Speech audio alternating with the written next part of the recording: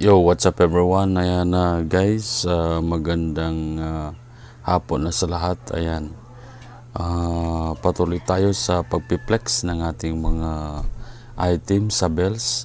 At ngayon guys, ayan, ipiplex naman po natin na yung ating Japan bells. Ayan, GP 684. Ayan, description niya ay curtains. Ayan guys, ito po yung mga curtains ng Japan.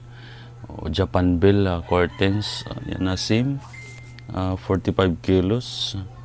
At factory sold. Ayan. Galing ng Japan. At yung mga laman nito guys, yung mga kortina po to na mga magagandang klaseng kortina.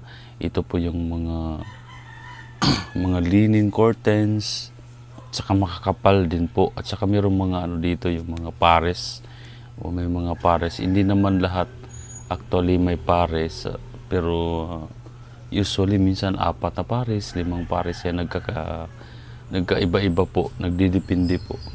So ayan, sold by factory,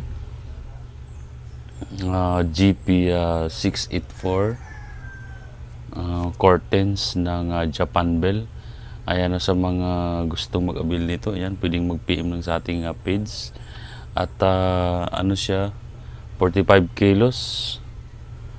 At magandang klase din pong curtain ito. At ang presyo nito, ayan guys, so nag-range lang po yan ng 5,000. Ayan, nasa mga 5,000 po to.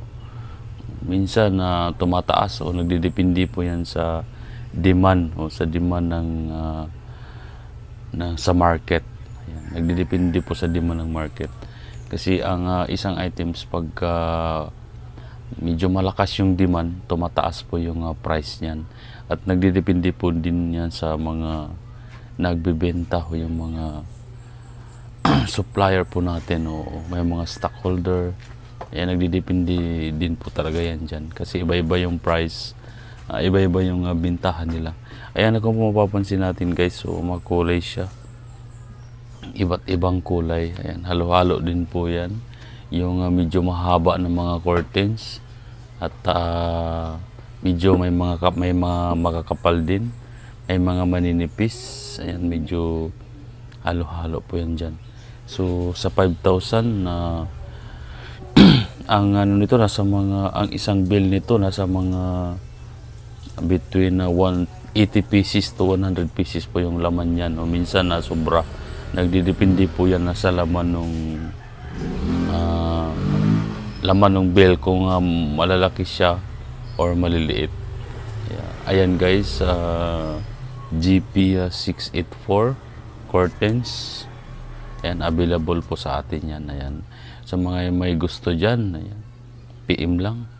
Ayan, maraming salamat. Ayan everyone, thank you. At pa-share naman ang ating videos. So bigyan naman o pa-share ng ating mga videos guys.